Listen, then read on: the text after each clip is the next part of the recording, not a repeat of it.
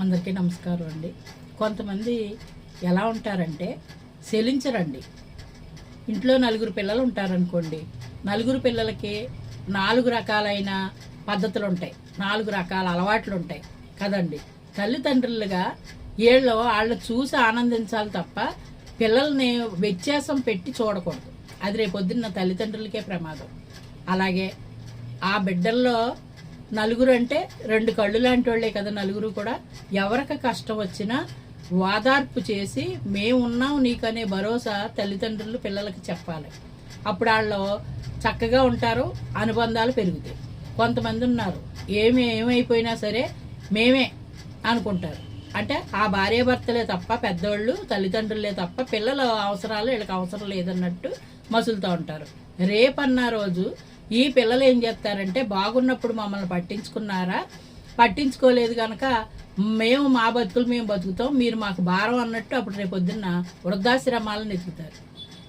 అందుకని ఎప్పుడూ కూడా ఆప్యాయత అనేది ఫస్ట్ నుంచి ముడిపడాలి.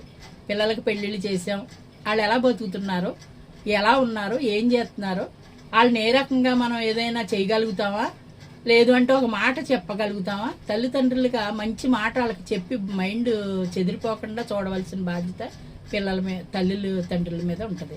కొంతమంది పట్టించుకోరండి. కూతురు అల్లుడు ఏమైనా పట్టించుకోరు, కొడుకు కోళ్ళు ఏమైనా పట్టించుకోరు. అలాంటి వాళ్ళు ఉన్నారండి, నేను చూస్తున్నాను. అటువంటి వాళ్ళని పట్టించుకోకుండా ఏళ్ళే ఉంటారు.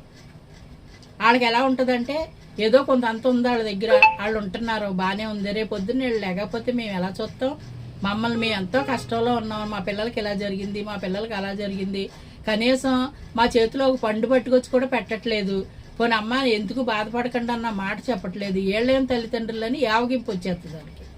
అది రాకుండా చూసుకోవాలండి. అంటే అనుబంధాలు అనేది 2 పక్కలను ఉంటేనే కదండి.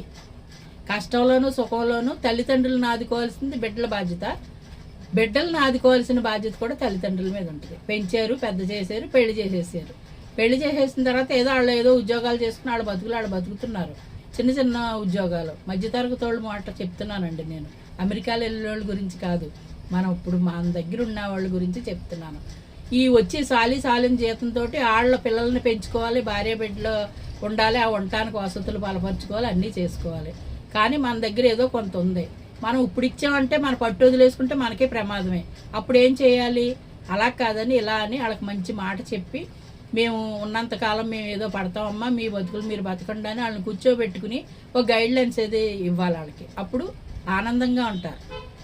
తల్లిదండ్రులు మాట వింటారు. ఏమంటారు చెప్పండి?